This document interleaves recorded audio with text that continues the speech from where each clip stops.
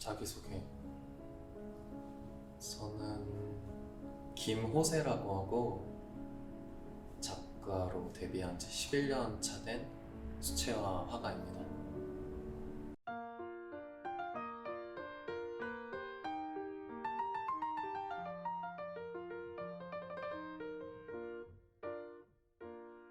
초등학교 때 이제 좋아하던 책이 있었는데 고양이들이 나와서 마법도 부리고 해리포터처럼 막 사건 사고들이 일어나는 그런 따라 그렸었던 때가 있었어요. 또 어머니가 이제 디자이너이시다 보니까 항상 집에서 그림을 그리고 있고 하다 보니 이제 자연스럽게 그냥 그림 그리는 게 더 깊게 파괴되고 했었던 식으로 했던 것 같아요. 장래희망을 적는 게 있었어요. 그냥 빈칸으로 냈었단 말이에요. 그랬더니 선생님이 그냥 과학자라고 적어서 올려버린 거예요. 근데 뭔가 생각해보니까 과학자는 진짜 하기가 싫은데 그때 문득 떠올랐던 게 이제 화가, 그때 당시에 생각하는 화가라고 하면 막 여러 나라를 여행하면서 성당이나 하늘, 바다 그런 것들 그리면서 잠들었다가 깨가지고 그림도 그리고 그렇게 유랑하는 삶이라는 생각이 있었었는지, 그래서 그때부터 막연하게 화가가 되고 싶다라고 생각을 했던 것 같아요. 그래서 그렇게 해외여행을 많이 다니시고. 해외여행, 네, 프랑스에서 5년 살았었죠. 프랑스로 인사 한 번만 더 해주면 안 돼요? 싫어요. 기숙사생 때문에 일본어를 더 잘하게 됐다고. 처음 어학원을 가서 불어를 배우기 시작했는데 그때 당시 어학원에 있었던 유우키라는 일본 친구랑 이렇게 잘 맞아가지고 작업을 같이 한 1년 동안 하게 됐었는데, 계속 일상생활에서 대화를 하다 보니까 불어는 이렇게 됐는데 일본어만 이렇게 돼가지고 사실 프랑스어보다 일본어를 더 잘해요 지금. 한번 보여주세요. 뭔가 재미없는 얘기만 잔뜩 한 것 같은 느낌이 드나? 괜찮아요. 굳이 재밌을 필요는 없어요. 형, 저 여기 유튜브 제목에다가 인프피 특징이라서. 그 수채화만이 갖고 있는 흐르고 번지면서 그렇게 얽히고 설키면서 나타나는 조화라던가 그런 우연함의 기법에 인해서 태어나는 작품들, 그 과정을 보면서 약간 반했던 것 같아요. 물감이 흐르면서 색이 얽히고 그러면서 나도 몰랐던 그런 색을 나타내고 했던 부분에서 매력을 느꼈던 것 같아요. 조금 성격이 급한 게 있어가지고 그림을 하루 이상 그리는 걸 그렇게 많이 좋아하지는 않아요. 왜냐면 다음 날에는 다른 생각 때문에 또 막 수정을 하고 계속 그러다 보니까, 어쨌거나 유화나 다른 재료들은 좀 마르는데 시간이 오래 걸리기도 하고 하는데 수채화는 이제 좀 금방 마르기도 하고 되게 즉각적이고 아주 흡연하니까 약간 그런 부분에 있어서 수채화가 잘 맞지 않았나. 라이브 페인팅을 하게 된 계기는 이제 음악이나 라이브로 하는 것들, 우리가 실제로 보는 것들은 시간 예술이라고 해서 시간을 공유하는 예술이지만 그림은 다 그려진 결과물을 이제 전시장에서 감상하는 공간 예술이었는데, 전 항상 옛날부터 그게 좀 되게 아쉬웠어요. 그 과정들을 같이 공유하지 못한다는 게 사람들과. 수채화가 가장 아름다울 때는 사실 물에 젖어 있을 때가 제일 아름답거든요. 그래서 항상 마르고 나면은 되게 그렇게 날아가 버리거나 하는 것들이 아쉽고 그랬는데, 이거를 좀 살려서 라이브 페인팅을 해서 그런 사람들에게 흘러내리는 모습, 그리고 말라가는 그런 과정, 그리고 시간을 공유할 수 있는 그런 시간 예술까지 같이 할 수 있으면 좋겠다 생각해서 이제 하게 된 게 라이브 페인팅이었습니다. 그렇게 물감이 번지거나 아니면 이렇게 흘러내릴 때 사람들이 그걸 보면서 어떤 감정을 느꼈어요? 사실 많은 예술가분들은 대부분 그렇다고 생각을 해요. 내가 받았던 이런 위로와 위안 그리고 많은 감정들, 전율이 일거나 행복함을 느끼는 이거를 다른 사람들도 느꼈으면 좋겠다 라고 생각하게 되는 게 예술인 것 같아요. 어떤 사람의 영감이 되어도 좋고 슬픔을 공유할 수 있는 느낌을 줘도 좋다 생각하고 기쁨을 느꼈어도 좋겠고 어떤 감정을 이야기할 수 있는 그런 장이 됐으면 좋겠다 생각을 해요.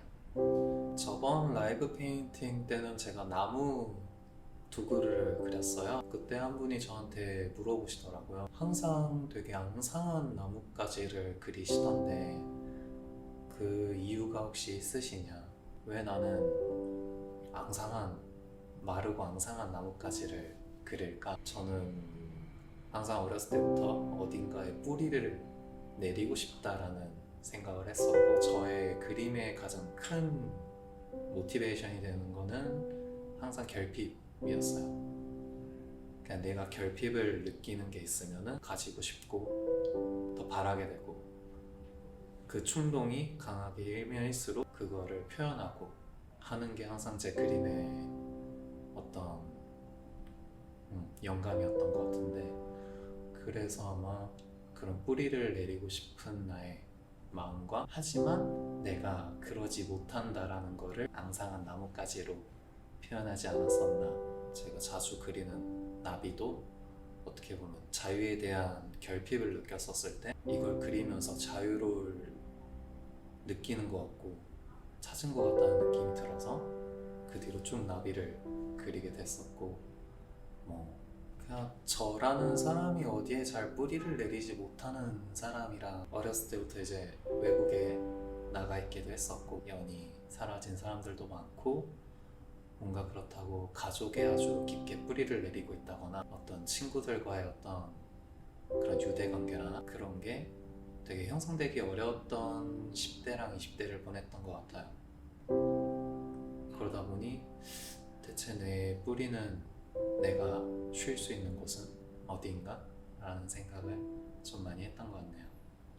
그런 어떤 아주 행복함을 느껴서 그릴 때 그림과 아주 괴로울 때 또 글이 잘 나오고 그림도 잘 나오잖아요. 어떤 시련을 당했다거나 아니면 너무 괴로운 일이 있다거나 너무 결핍이 강해서 너무 강하게 바라게 된다거나 하는 그런 강한 마음은 언제나 동기부여를 많이 주는 것 같아요.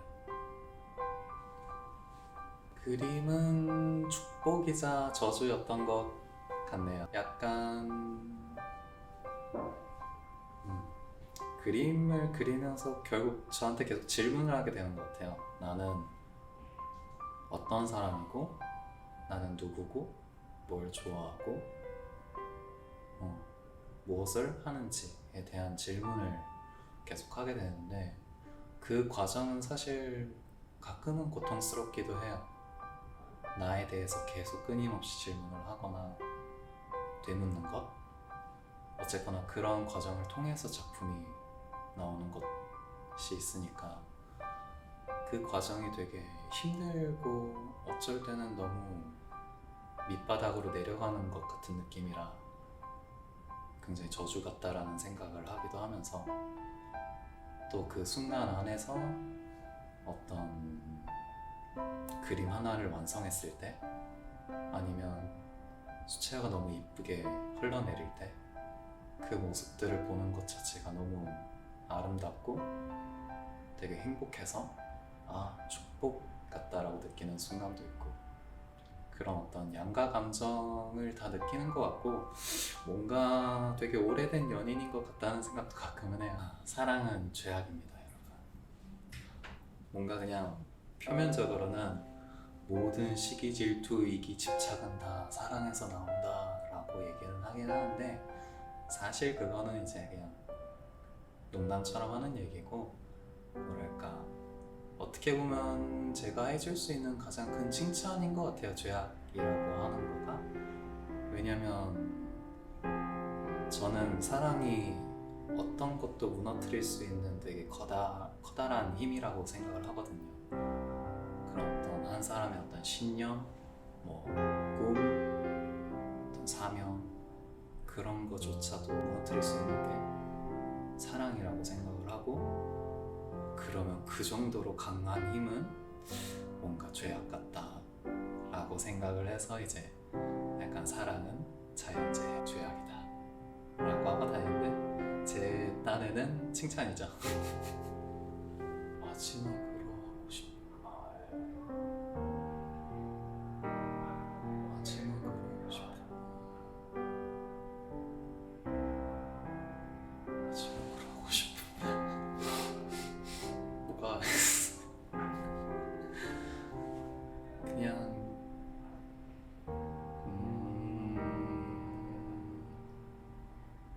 그냥 잘 즐겨보고 싶다. 앞으로 있을 모든 일들, 회사에서 일을 하는 것, 앞으로 그림을 그리는 것, 새로운 사람들 만나는 것, 프로젝트를 하는 것, 그 모든 것들을 좀 온전하게 즐겼으면 해요. 그래서 어린 시절 못했었던 그런 카르페 디엠 같은 거, 현재를 즐기는 것, 시리즈는 조금 마음 편히 할 수 있으면 좋겠고, 그리고 이렇게 좋은 기회 주셔서 감사합니다.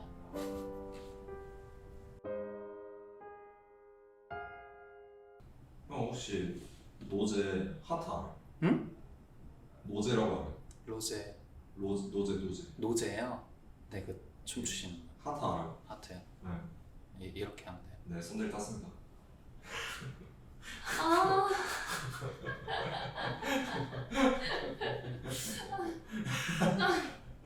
집에 갈래요.